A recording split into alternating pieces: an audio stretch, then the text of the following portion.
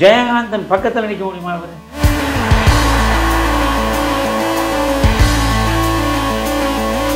ஊவேசா இந்த தமிழுக்காக எடுத்துக்கொண்ட முயற்சியில் நீங்க எல்முகின் முனையளவால் நீங்க செஞ்சிருக்கீங்களா?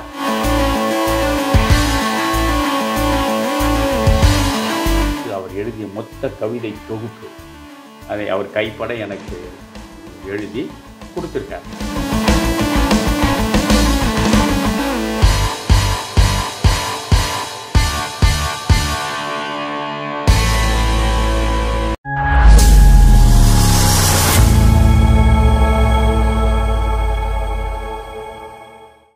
அன்பார்ந்த தமிழ் நெஞ்சங்களுக்கு வணக்கம். இப்போது நாம் தமிழக அரசு அறிவித்துள்ள கலைஞர் விருது பற்றியும் பரபரப்பாக பேசப்படுகின்ற விஜய் சீமான் கூட்டணி அமைப்பை பற்றியும் ஐயா அவர்கள் என்ன நினைக்கிறார்கள் என்பது பற்றி கேட்டு தெரிந்து கொள்வோம். வணக்கம் ஐயா. வணக்கம் வாசுகி. எங்கு பார்த்தாலும் கலைஞர் பூங்கா, கலைஞர் மருத்துவமனை, கலைஞர் பேருந்து நிலையம், கலைஞர் நூலகம், இது போன்று எல்லாவற்றையும் கலைஞர் சிலைகள் எல்லாவற்றையுமே அரசு கலைஞர் மயமாக்க வேண்டும் என்று முயல்கிறது.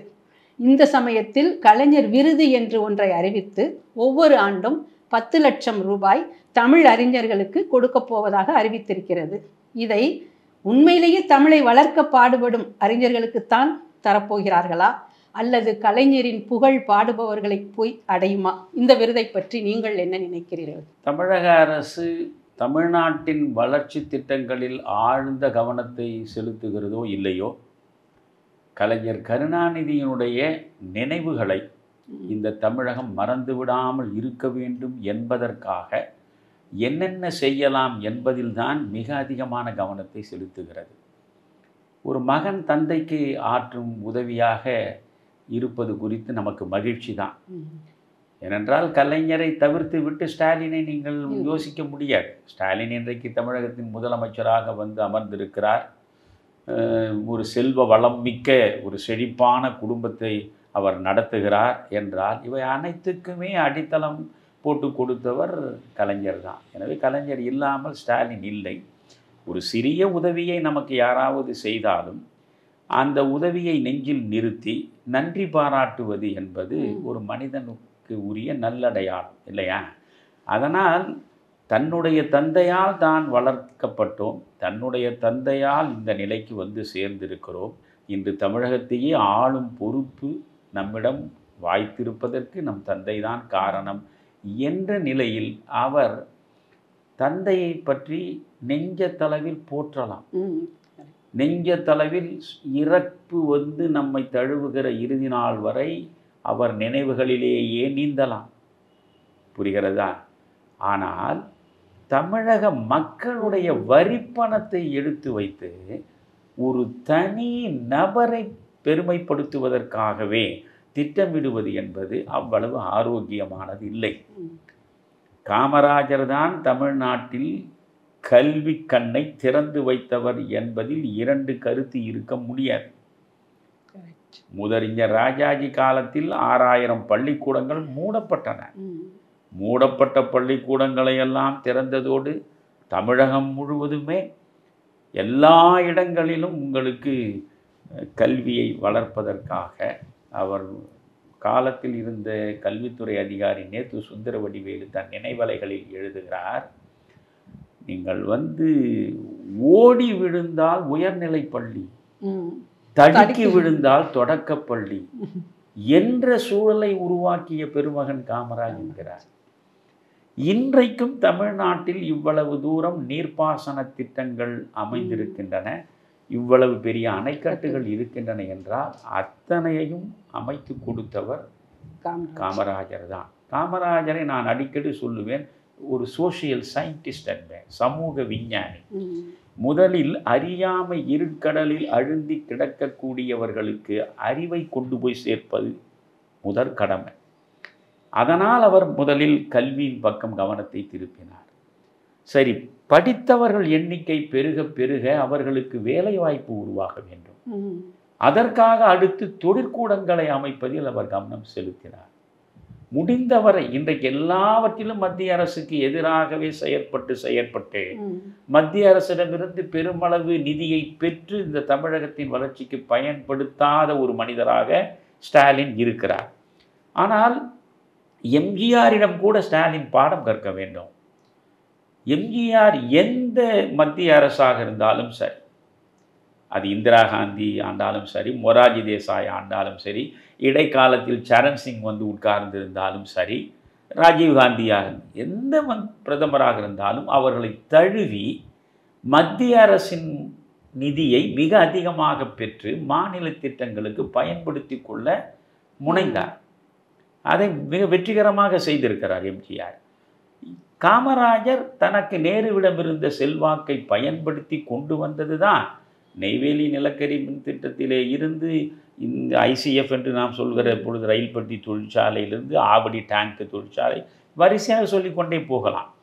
இப்படி முதலில் கல்வியை கொடுப்பது, கல்வியை பெற்றவர்கள் வேலை வாய்ப்பை அடைய வேண்டும் என்பதற்காக தொழிற்கூடங்களை உருவாக்குவது.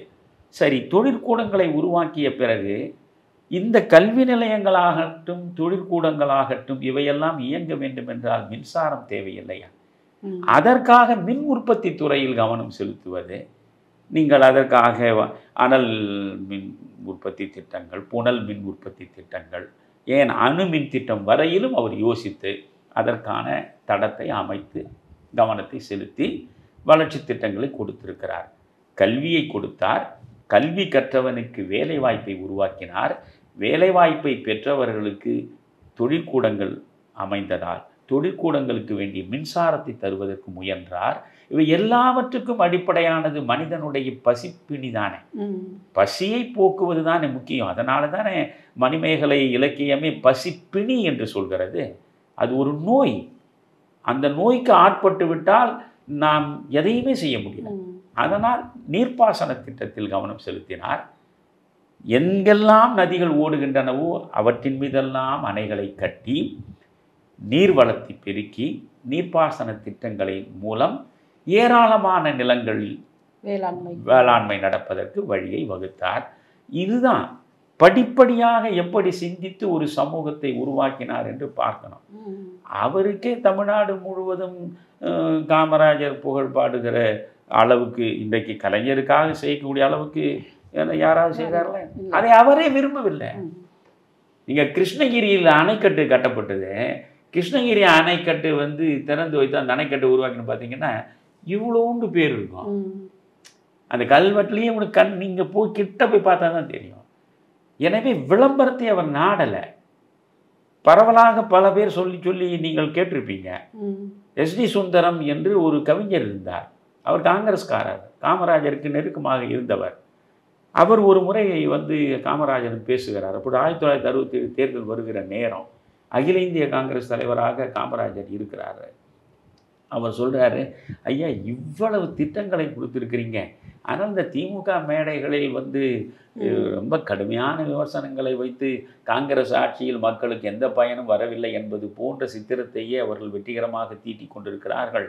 இந்த மக்களிடம் நம்முடைய திட்டங்கள் அனைத்தையும் கொண்டு போய் சேர்ப்பதற்கு ஒரு வழிமுறையை நாம் கண்டெடுக்க வேண்டும், என்ன செய்யலாம் என்று கேட்டார். ஒன்றுமில்லை ஐயா, நாம் வந்து எல்லாவற்றையுமே டாக்குமெண்ட்ரி யாக திரைப்படங்களில் முன்ன காட்டுவான் பாருங்க, முன்னெல்லாம் காட்டுவான் நியூஸ் ரீலில், அது மாதிரி எடுத்து உங்களுடைய ஆட்சி காலத்தில் எத்தனை பள்ளிக்கூடங்கள் திறக்கப்பட்டன, எத்தனை தொழிற்கூடங்கள் உருவாயிற்று, எத்தனை மின் நிலையங்கள் ஏற்படுத்தப்பட்டன, எத்தனை அணைக்கட்டுகள் கட்டப்பட்டன என்பதையெல்லாம் விரிவாக மக்களுக்கு கொண்டு போகணும். உடனே காமராஜர் கேட்டார், இதுக்கு என்ன செலவாகும்? 3 லட்சம் ரூபாயா? அடக்கிருக்கா? இந்த 3 லட்சம் ரூபாய் இருந்தால் நான் 30 பள்ளிக்கூடம் கட்டுவனே, இன்னும் கூடுதலாக பிள்ளைகளுக்கு கல்வியை கொண்டு போய் சேர்க்க முடியுமே. நான் உன்னை கேட்குறேன், அணைக்கட்டு நான் கட்டினேன்னு சொல்கிறேன், அந்த அணைக்கட்டை பயன்படுத்தினவனுக்கு இது காமராஜ் கட்டினதுன்னு தெரியாது. பள்ளிக்கூடத்துக்கு போகிறான் பையன், இந்த பையன் போய் படிக்கிறதுக்கு இந்த பள்ளிக்கூடத்தை உருவாக்கி கொடுத்ததே காமராஜ்னு தெரியாதா? தொழிலாளி தொழிற்கூடத்தில் போய் வேலை பார்க்குறான். இப்போ நீங்கள் வந்து தொழிற்கூடத்தில் வேலை பார்க்கும்போது இந்த தொழிற்கூடம் ஐயாவால் தான் வந்ததுன்னு யோசிக்க மாட்டானா? இதையெல்லாமா போய் சொல்லிக்கிட்டு இருப்பான். ஒரு அரசு என்றாலே இவற்றை செய்வதற்காகத்தான் அரசு இருக்கிறது, இவற்றை செய்வதற்காகத்தான் ஒரு அமைச்சரவை இருக்கிறது. இதை போய் செய்தோம் செய்தோம் என்று சொல்வது ரொம்ப அசிங்கமானது. நீ போய் வான்னு சொல்லிட்டாரு. அந்த முதலமைச்சரை பார்த்த மண்ணு தான் இது. ஆனால் இன்றைக்கு ஏதோ கலைஞர் தான் இந்த தமிழ்நாட்டையே புரட்டி போட்டவர் போல, தமிழ்நாட்டில் உள்ள அனைத்து திட்டங்களும் கலைஞரால் தான் வந்து சேர்ந்தன என்பது போல, கலைஞர் இல்லாவிட்டால் தமிழ்நாடு முழுவதுமே வறுமை கோட்டின் கீழே வாடி மக்கள் அனைவரும் பஞ்சத்திற்கு ஆட்பட்டு பசியாலேயே செத்து போயிருப்பார்கள் என்பது போல, இவையெல்லாம் எவ்வளவு மோசமான பொய்த் தோற்றங்கள். இந்த பொய்த் தோற்றங்கள் நீண்ட காலம் நிலைக்காது. இன்னொன்று, தமிழ் என்றாலே திராவிட முன்னேற்ற கழகம் தான், திமுக இல்லை என்றால் தமிழ் இந்த அளவுக்கு வளர்ந்து இருக்காது என்கிறார்கள். நான் ஒரு கட்டத்தில் சொன்னேன், திமுக எழுத்தாளர்கள் மூலமாக தமிழில் வளர்ந்தது நச்சு இலக்கியமே தவிர நல்ல இலக்கியங்கள் கிடையாதுன்னு சொன்னேன். இப்போ அதை பற்றி விரிவாக நாம் பேச வேண்டாம். கலைஞரிடம் வருவோம். கலைஞர் விருது 10 லட்சம் ரூபாய் என்று நீங்கள் சொல்லுங்கள். அந்த விருதை அறிவித்திருக்கிற ஸ்டாலின் அறிவிப்பிலேயே ஒன்றை நீங்கள் ஆழ்ந்து பார்க்க வேண்டும். கலைஞரின் அடி ஒற்றி, அதுதான் முக்கியமானது. கலைஞரின் அடி ஒற்றி நீங்கள் அவர் ஆற்றிய தமிழ் பணியை மையமாக வைத்து நீங்கள் பணியாற்றக்கூடியவர்களுக்கு ஆண்டுதோறும் தேர்ந்தெடுத்து 10 லட்சம். அது என்ன கலைஞரின் அடி ஒற்றி? பொழுது தமிழ் இலக்கியத்தின் பார்ப்பட்டு நாம் கலைஞரிடம் போய் நின்றால், நான் மனச்சான்று உள்ளவரிடம் கேட்கிறேன். கலைஞர் பராசக்தியில் நல்ல வசனம் எழுதி ஒரு திருப்பு முனையை திரையுலகத்தில் கொண்டு வந்தார். மனோகராவில் ஒரு வீர வசனத்தை தர்பார் சீனில், அதாவது பராசக்தியில் சிவாஜி கணேசன் கோர்ட் சீனில் பேசுறது, தர்பார் சீன் மனோகராவில் பேசுறதெல்லாம் சாதாரணமான வசனங்கள் இல்லை. ஆனால் இதில் வேடிக்கை என்னென்னா, நானும் வழக்கறிஞராக சில காலம் நீதிமன்றத்தை இருந்தவன் தான். எந்த நீதிமன்றத்திலும் ஒருவன் நின்று கொண்டு இப்படி மணிக்கணக்கில் வந்து ஒரு வசனத்தை பேசுவதாக நீங்கள் பார்க்கவே முடியாது. அதை விட கேலி கூத்து எதுவும் கிடையாது. இருந்தாலும் மக்கள் அதை ரசித்தார்கள் அந்த பேச்சை. ஆக நீங்கள் கலைஞர் வந்து திரை உலகத்தில் சிறப்பாக வசனம் எழுதினார், மனோகராவில் எழுதினார், எம்ஜிஆருக்கு மலைக்கல்லனில் எழுதினார், இப்படி நீங்கள் சொல்லிக்கிட்டே போகலாம். மந்திரி குமாரியில் எழுதினார். என்னை பொறுத்தவரைலாம் அவர் எழுதியது மந்திரி குமாரியில் எழுதின வசனம், பராசக்தியில் எழுதின வசனம், மனோகராவில் எழுதின வசனம். ராஜாராணி படம் ஓடலை, ஆனாலும் கூட அதில் வந்து 2 நாடகங்களுக்கு அவர் எழுதிய வசனம் ரொம்ப அற்புதமான வசனங்கள். சேரன் செங்குட்டுவனை மையமாக வைத்து ஒன்று, சாக்ரட்டிஸை மையமாக வைத்து ஒன்று, 2 நாடகங்களுக்கு வசனம் எழுதியிருப்பார். நல்ல வசனம்.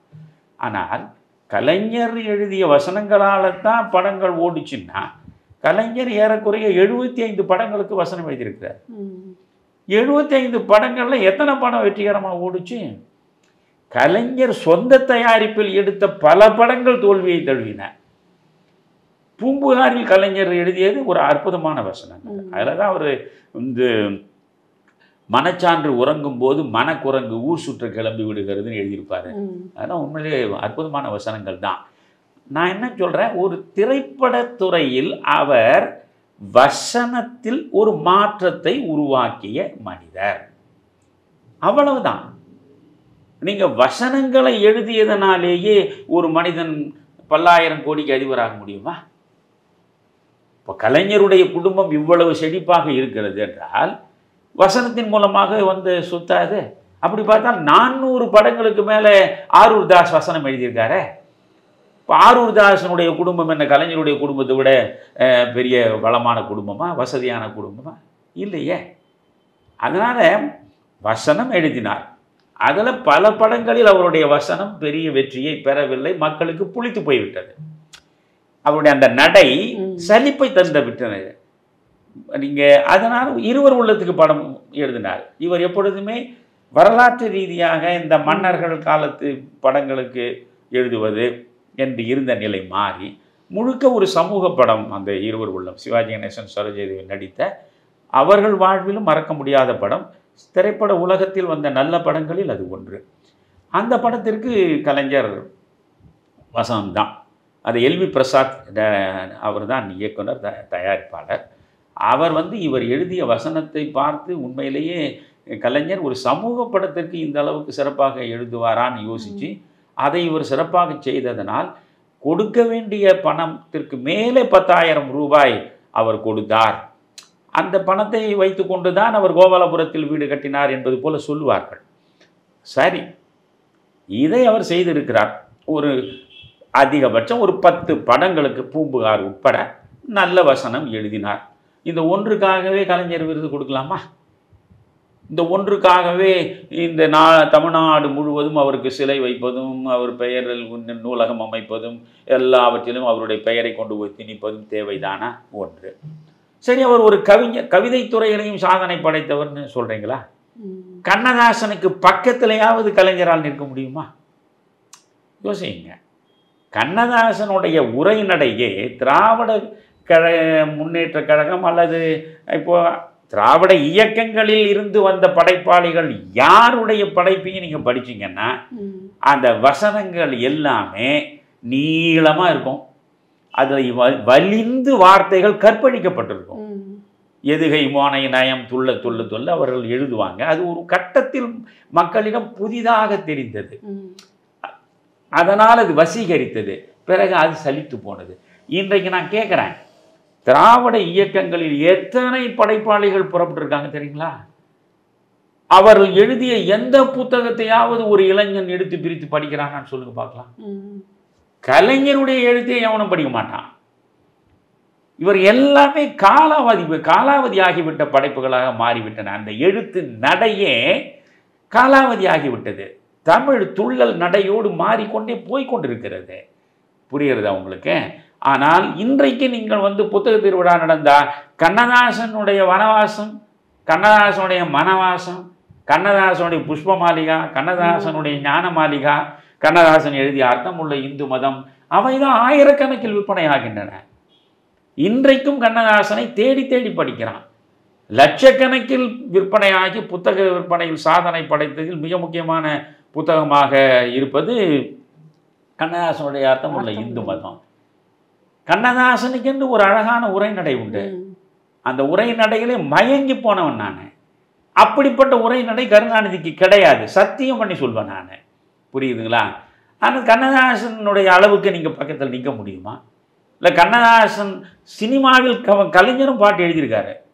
அவர் எழுதின பாட்டிலே பரவலாக மக்களுக்கு தெரிஞ்சது காகித ஓடம், கடலை மேலே போவது போல மூவரும் போவோன்னு எழுதியிருக்காரு. அதுக்கு ராமமூர்த்தி தான் இசை. அவர் அது அழகாக வயலின் மூலமாகவே அந்த பாட்டை எங்கேயோ கொண்டு போயிட்டார். சரி, ஒரு பாடல் என்பது இசையும் சேர்ந்து தான் அது வெற்றிகரமாக கொண்டு போய் சேர்க்கும். அது மாதிரி ஒரு 4-5 பாட்டு அவர் எழுதியிருக்கிறதுல கொஞ்சம் கேட்குற மாதிரி இருக்கலாம். மற்றபடி அவருக்கும் கவிதைக்கும் பெருமளவு சம்பந்தம் கிடையாது. புரியுதுங்களா? சரி, கண்ணதாசன் பக்கத்தில் அவர் கவிதையில் நீக்க முடியாது.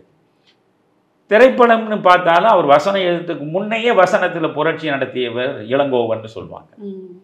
அந்த காலத்தில் எம்.கே. தியாகராஜ் பகதூர் படங்கள்லேருந்து இளங்கோவன் வசனத்துக்காக ஓடன படங்கள் உண்டுன்னு சொல்லுவான். அதில் கண்ணகின்னு படம் பி.யு. சின்னப்பாவும் கண்ணம்பாவும் நடித்த படம். அதுக்கு பிறகு அந்த பாதிப்பில் தான் அவர் பூம்புகாரை கலைஞர் எடுத்தார். அந்த கண்ணகி படத்தில் மாதவியிடம் ரொம்ப காலமாக இருந்துவிட்டு அதற்கு பிறகு அந்த மையலிலிருந்து விடுபட்டு கண்ணகியிடம் நிற்கிறான். கண்ணகியினுடைய கோலத்தை பார்க்குறான். அவளுடைய வனப்பு முழுவதையும் இழந்து நிற்கக்கூடிய நிலையை பார்த்து அவன் கண்ணீர் வடிக்கிறான். என்ன இப்படி இருக்கேன்னு கேட்குறான். அதில் ஒரு இடத்துல அந்த இடத்துல அவர் சொல்கிறதா இளங்கோவன் சொல்வார், கணவனுக்கு அர்ப்பணிக்க வேண்டிய இளமையை காலத்திற்கு அர்ப்பணித்து விட்டேன். என் இளமை கணவனுக்கானது, ஆனால் கணவன் தான் இந்த இளமை காலத்தை இல்லையே என் பக்கத்தில். காலம் அது கொண்டு போயிடுச்சு. கணவனுக்கு அர்ப்பணிக்க வேண்டிய இளமையை காலத்திற்கு அர்ப்பணித்து விட்டேன். இதுபோல் நல்ல வசனங்களை எல்லாம் இளங்கோவன் எழுதியிருக்காரு. இன்றைக்கி இளங்கோவனை அவராக நினச்சி பார்த்துன்னு இருக்கானா? நீங்கள் இப்போ இது மாதிரி வசனத்தில் இவர் புரட்சி செஞ்சவர்னு ஒன்றும் கிடையாது. ஒரு 4-5 படத்தை மாற்றி எழுதுவதை தவிர கவிதை என்றால் இவர் கணக்கிலேயே வைக்க மாட்டான். எந்த படைப்பாலையும் வைக்க மாட்டான். எழுத்தாளர் ஜெயமோகன் கலைஞர் இலக்கியவாதியே இல்லை என்று சொல்லி அது ஒரு பெரிய பிரச்சனையே உருவானது ஒரு கட்டத்தில். இவர் இலக்கியவாதியே கிடையாது, இவர் ஒரு பெரிய படைப்பாளியே கிடையாது. சரி, நீங்கள் சிறுகதைகள் நிறைய எழுதியிருக்கீங்க.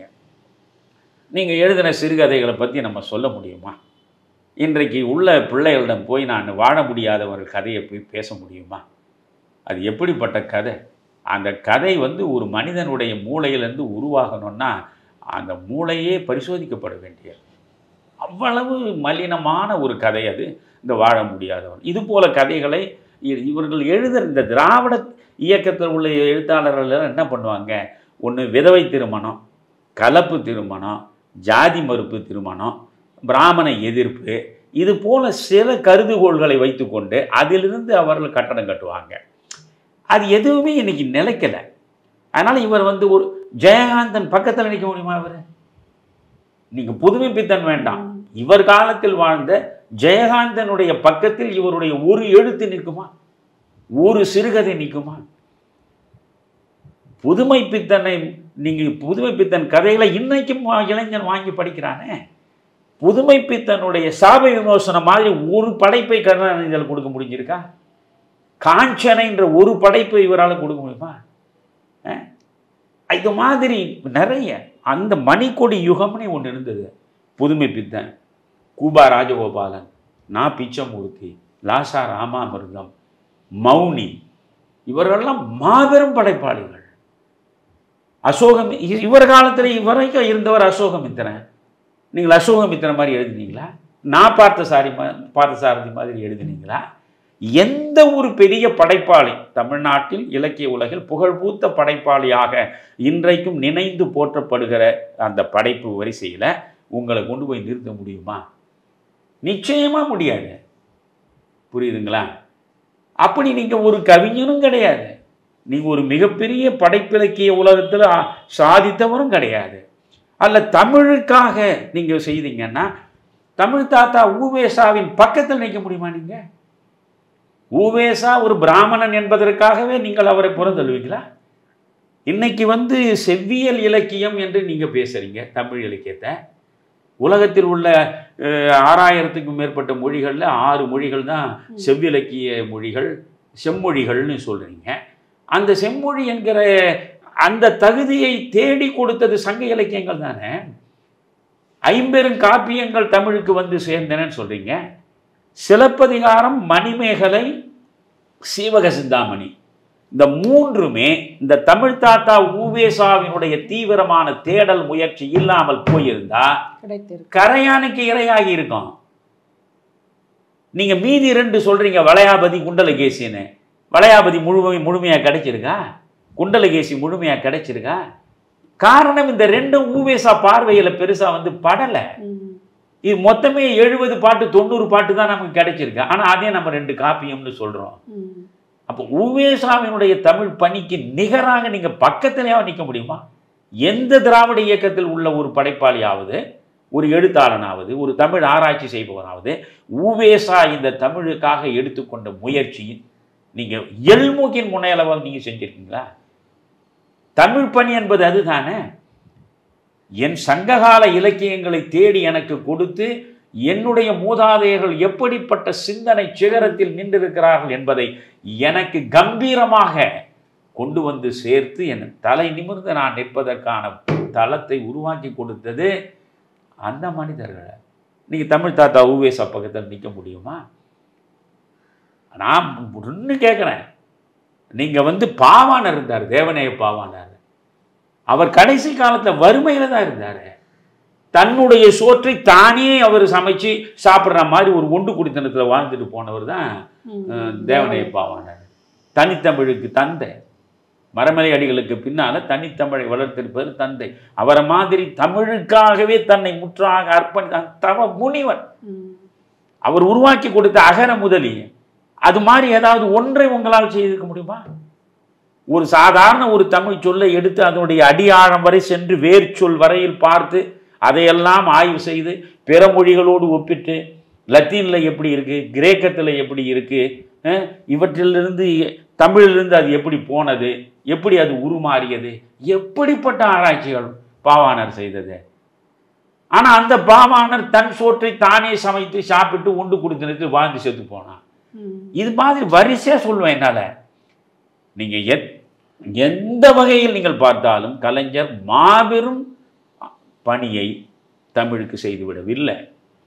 என்ன எதுகையும் மோனையும் துள்ள நீங்கள் வந்து பேசுவீங்க. இந்த மேடை பேச்சுக்கு ஒரு மெருகேற்றினீங்க. ஒரு பாமர மக்களை அதன் மூலம் எளிதாக கவர்ந்தீர்கள். இதை தவிர உங்களால் எதையும் பெரிதாக சாதிக்க முடியல. ஆனால் இதற்காக சரி, ஆட்சியை எடுத்துக்கொள்ளுங்க. தமிழ்நாட்டில் சர்க்காரியா கமிஷனை நீங்கள் தானே சந்திச்சிங்க.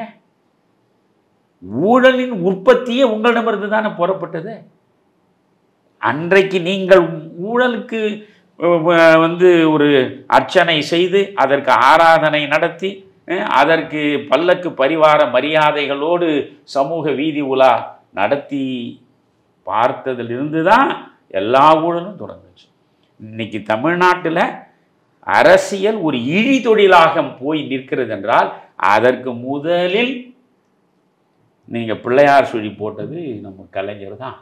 அதனால் இதையெல்லாம் சொல்வதனால கலைஞர் மீது நான் வன்மம் உள்ளவன்னு இல்லை. கலைஞர் தமிழை நேசித்தவர், எனக்கு அதை மாற்று கருத்து இல்லை. கலைஞர் சங்க இலக்கியத்திலிருந்து பலவற்றையும் தேடி தேடி படித்தவர், எனக்கு மாற்று கருத்து இல்லை. தமிழாய்ந்த மனிதர்கள் எங்கே இருந்தாலும் அவர்களோடு நட்பு கொள்ள வேண்டும் என்பதற்காக அவர்களை தேடி வரவழைத்து ஆறத்தழுவி அரவணைத்த மனிதர், அதில் குறையில்லை. முடிந்த வரையில் அவர்களை கௌரவிப்பதற்கு முற்பட்ட மனிதர், அதிலையும் மாற்றம் இல்லை. இந்த தமிழ் அவர் காலத்திலேயே தான். நீங்கள் தமிழே படிக்காம முனைவர் பட்டம் வரைக்கும் பெறக்கூடிய நிலை இந்த தமிழ்நாட்டில் இருந்தது.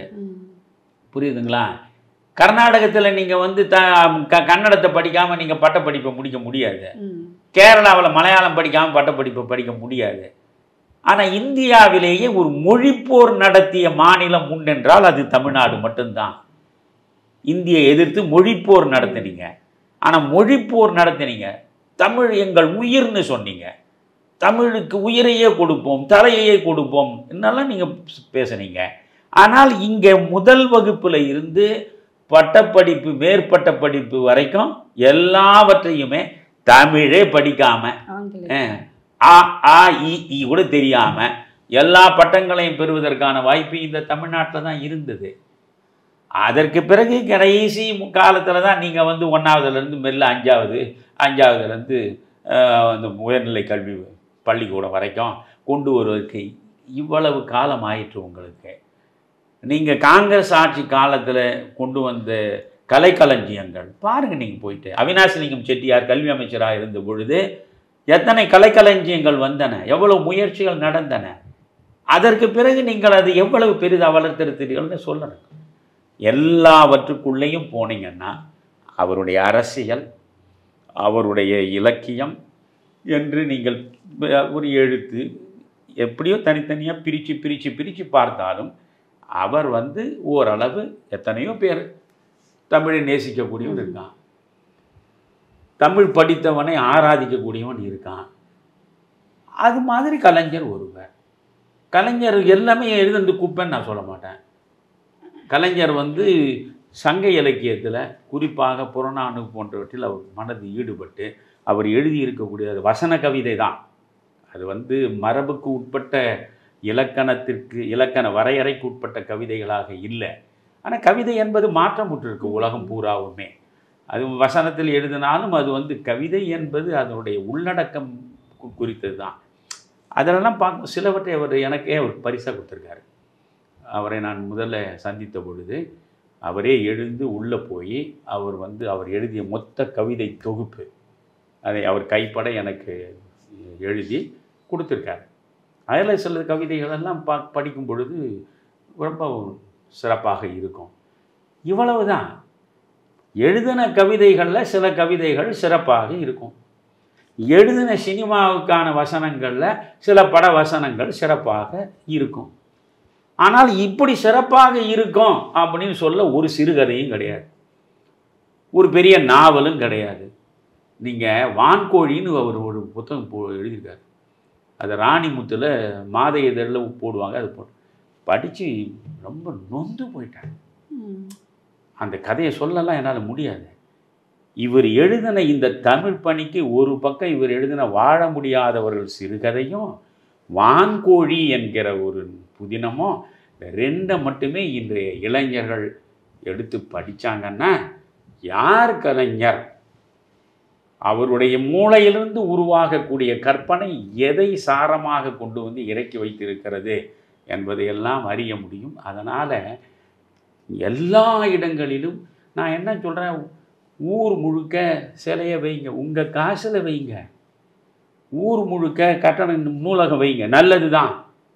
கிராம நூலகம் வைங்க, கலைஞர் நூலகம் பேர் வைங்க, உங்கள் காசில் வைங்க. நம்ம நேரு சொல்கிறாரு 2000 கலைஞர் சிலைகளை நான் வைக்க போகிறேன். இன்றைக்கி நாட்டுக்கு அதுவாக தேவை. நீங்கள் சோசியலிச சமுதாயத்தை கொண்டு வருவதற்கு வாழ்வையே அர்ப்பணித்து முனைகின்ற அந்த லெனின் சிலையையே சமீபத்தில் ஏற்பட்ட மாற்றங்களின் மூலமாக உடைச்சி தூள்தூளை போட்டானே. அந்த லெனின் சிலை கீழே விழுந்து கிடக்கிறத பார்க்கும்போதே மனசு நமக்கு பதறிச்சேன். சிலைகளின் மூலமாக ஒரு நினைவை போற்றுவது என்பதை விட பேதமை எதுவுமே கிடையாது. மகாத்மா காந்தியை சிலையை பார்த்ததுனால தான் மகாத்மா காந்தியை தேசத்தின் தந்தையாக ஏற்றுக்கிறோமா என்ன? அதனால் இதற்கு 10 லட்சம் விருது என்பது தொடர்ந்து நீங்கள் இந்த அரசு வரி பணத்தை, மக்களுடைய பணத்தை இப்படியெல்லாம் உங்கள் தந்தையினுடைய பெருமையை போற்றுவதற்காக செலவழிப்பது. அங்கே கருணாநிதிக்கு சமாதி வைக்கிறதுன்னா அதுக்கு 40 கோடி ரூபாய் அதுக்கு நீங்கள் செலவு பண்ணுறது. அதுக்கு ஒரு தூணு அது பேனா இப்போ நின்று போயிடுச்சு, இப்போ நின்று போயிருக்காது. அது அதுக்கு ஒரு 90 கோடி ரூபாய். இதெல்லாம் யார் பணம்னு கேட்குறேன். நீங்கள் தான் கோடி கோடியாக இந்த அரசியலை பயன்படுத்தி அள்ள குறையாத அளவுக்கு சேர்த்து வைத்திருக்கீங்களே. உங்கள் சொந்த பணத்தில் உங்களை பெற்றெடுத்த உங்கள் தந்தைக்கு நீங்கள் செலவழிங்க. ஆனால் இந்த மக்களுடைய வரி பணம், ஏன் பணம் இருக்கு, அதில் உங்கள் பணம் இருக்க. சாதாரணமாக காய்கறி கடை வச்சிருக்கான் பாருங்க, அவன் பணம் இருக்க. எல்லாருடைய பணமும் தான் அரசு பணம். அதை எடுத்து லட்சமாக இப்படி நீங்கள் அவருடைய பெருமையை போற்றுவதற்கு செய்வது என்பது எந்த வகையிலும் சிறப்பானதல்ல. இவற்றின் மூலமாகத்தான் காலம் கலைஞரை நினைவில் வைத்து கொள்ளும் என்று ஸ்டாலின் கருதினால், ஸ்டாலின் கலைஞர் தன் சொந்த பலத்தின் மூலம் காலங்களை கடந்து வாழ முடியாதவர் என்பதை அவரே ஒப்புக்கொள்கிறார் என்பதை தவிர இதில் சொல்வதற்கு ஒன்றுமில்லை.